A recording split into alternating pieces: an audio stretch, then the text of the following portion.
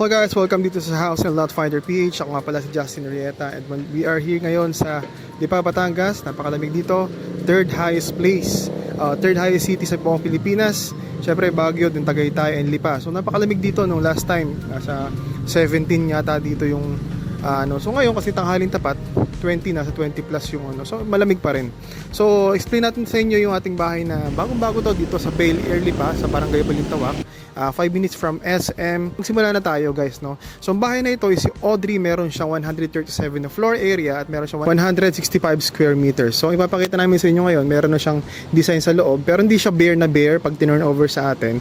Magkakaroon lang kayo ng idea ngayon kung gaano siya kaganda na lagyan natin ng mga design sa loob. So ito ngayon ang ating 2 carport. Yan, napakalawak.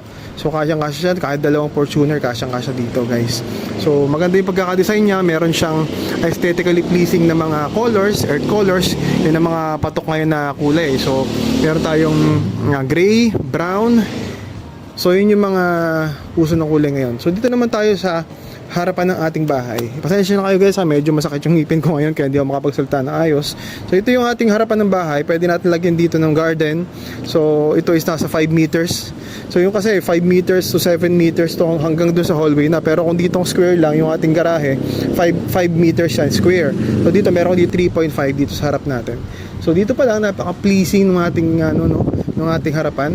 So meron tayong mga gray panel windows, sliding at saka tinutulak palabas. Pakita natin nyo. At napakalalaki na bintana dito guys, no. So unahin natin dito yung tagiliran natin, which is meron tayong access sa ating water. Yan. So meron tayo dito 2 meters. So 2.5 depende sa lot na makakuha natin kasi laging ang bahay sa gitna yan. Kung square natin na lote, lagi sa gitna yan. So depende sa laki ng lote. So by default, so 165 square meter na lote, meron ka dito 2 meters sa tagiliran. So and napansin ko dito guys, single detached nga pala itong bahay na to. Meron tayong all over 360, meron tayong mga bintana. So ang ventilation wise lang din pag-uusapan. Talagang malamig dito guys. So meron nga pala tayo ditong lanay to access natin yung ating dining area mamaya. So maganda siya, grading siya, full glass panel.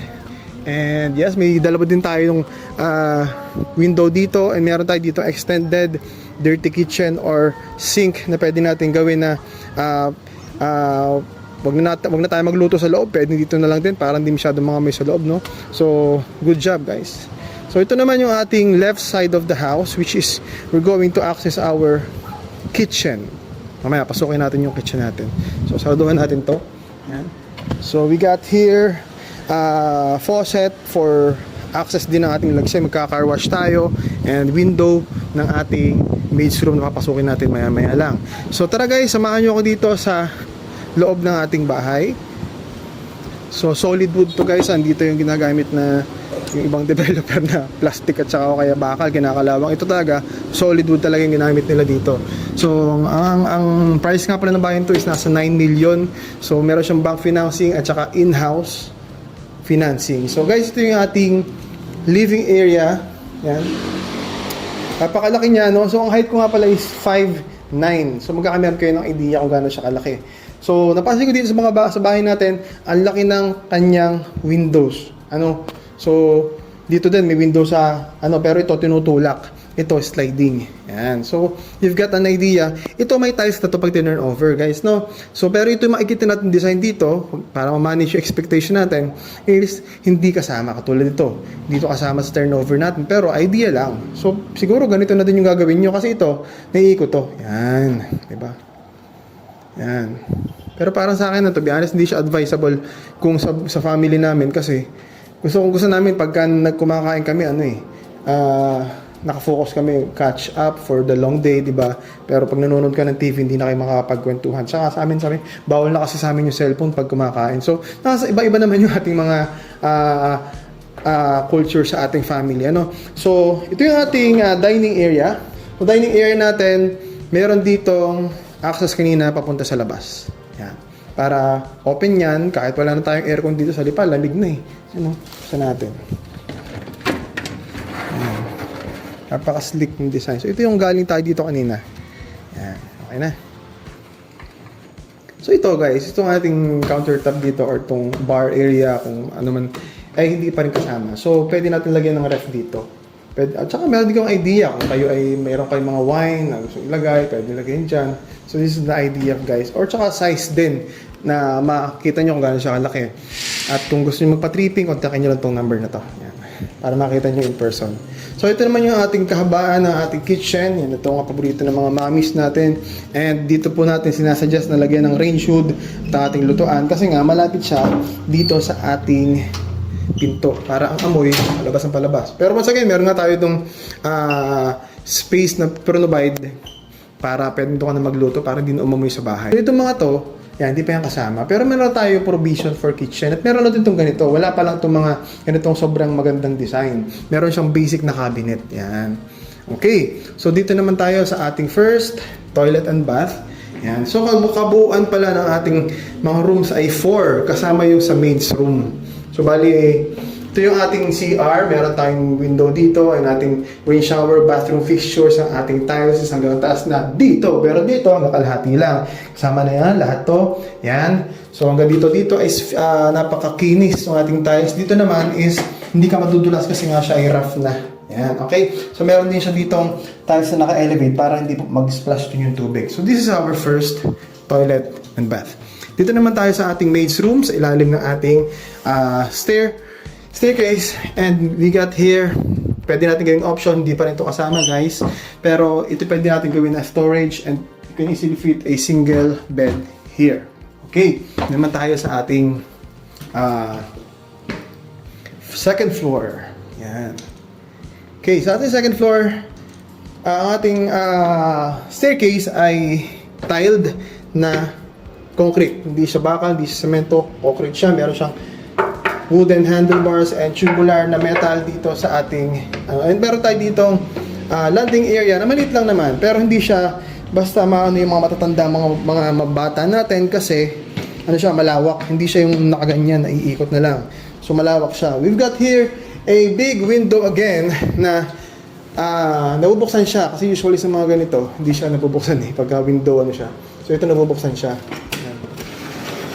para talagang tagusan yung hangin. Malamig kasi dito sa Lipa kaya talagang taking advantage of the weather, talagang 360 of the house meron siyang window. Lamig no? Para naka-aircon dito. So ito naman yung ating second floor. Pakita ko muna sa inyo to guys, yung ating working area or kung may mga bisita tayo, lagyan natin ng sofa, extra space sa ating mga bata, right? Mga bisita natin. And punta naman natin ang ating second toilet and bath na common toilet and bath. So dito, yung tiles niya, hanggang taas na, hindi ka tulad ng kanina. So ito, lahat hanggang taas na.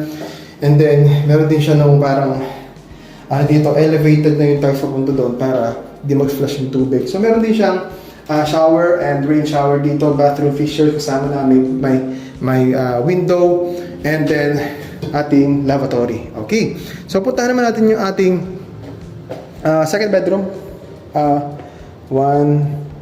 Okay, second bedroom. Yan. Kasi kanina yung first bedroom, sinama na natin sa bilang yung maid's room. So, second bedroom na tayo. So, to manage their expectation, guys, ito yung turnover look ng bawat kwarto. Kaya nagtira sila ng isang kwarto na walang design. So, ito yung mag-expect natin, no? So, 6 feet yung ating 6 feet yung ating ganito, yung ating giba. Ayan.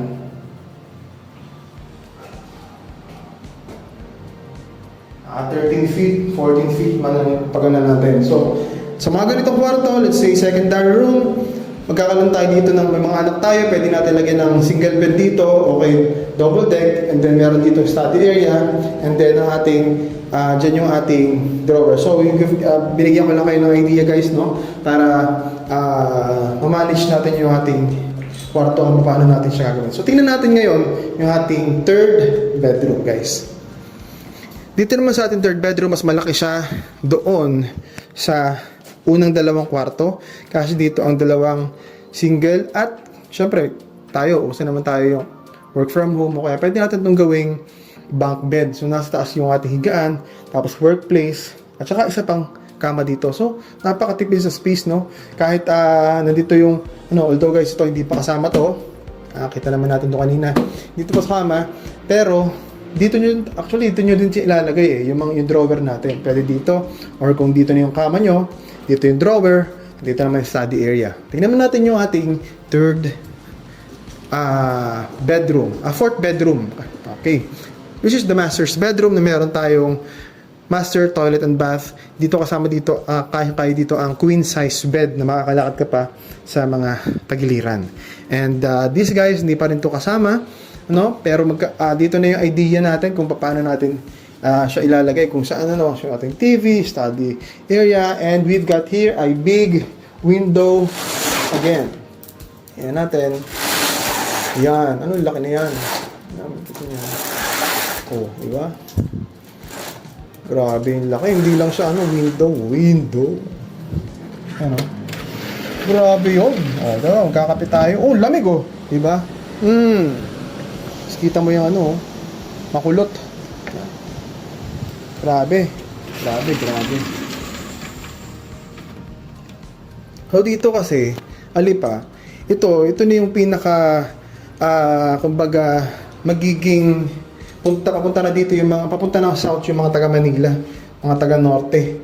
So itong lipa, ang una nilang dadaan na pinaka malamig, pinaka destination na ng mga ng mga tao kasi pababa na sila ng south. So guys, baka magustuhan nyo dito, may privacy pa kasi pagpasok nyo dito, malapit lang sa SM. Pero tingnan nyo naman sa drone shot ngayon, wala pang nakatayo. So baka kayo yung kauna-unahang mga batch na makakalipat dito sa Bel Air Villas, no? So ito yung ating walk-in closet na hindi man siya ganun kalakihan, pero hindi naman natin kailangan na malaki, no? Kasi dito napaka-spacious ng idea na ginawa nila dito, although hindi pa ulit ito kasama guys, no? Pero napakaganda ng idea na nilagay nila dito, no? Hanggang dun, butas yan. Tapos ito, yan. Yan. Ito yung mga sapatos natin, yung mga natin, mga anik-anik natin, mahilig tayo dyan, yung mga Pinoy, kailangan mga tagaon talagang mga mga malalaki yan, di ba? Mga sapatos, ay siyempre paglipat natin ng bagong bahay natin, dadalhin pa rin natin yung mga bagay natin sa lumang bahay natin para magpaglagyan tayo ng yung mga. So ito naman yung ating master's toilet and bath. Yan. Okay, so ganun din siya, hanggang taas na rin siya. Yan. Pero meron siya accent, merong gray, merong medyo gray, medyo black. Yan. Meron siyang lavatory, siyempre toilet bowl, may saksakan. Siyempre, diba, hindi scroll tayo sa TikTok pagka na CR, so pwede ka magsaksak dyan. So yan. So punta naman tayo sa aking okay, so punta naman tayo sa pinaka-favorite natin na place tuwing pagkatapos ng trabaho or pagkagising sa umaga. Siyempre dito tayo. Yan. Dito tayo sa ating view. Yan. Pare, tama na din makapagkape. Di ba? So kitang-kita natin ngayon yan. Napakataas ang Lipa, Batangas na mapakamaliwalas. Hindi lang naman yung bahay yung binabayaran natin dyan, 9 million. Pero installment yan for 15 years. Meron tayong in-house at meron tayong bank financing. So nasa inyo na yan, no? So, yun lang. Dito lang sa House and Lot Finder PH. Kung interested kayo na matripping namin kayo dito, guys, just contact these numbers or message me on my Facebook. This is Justin Rieta, Audrey House dito sa Bel Air Villas. See you on the next one, guys.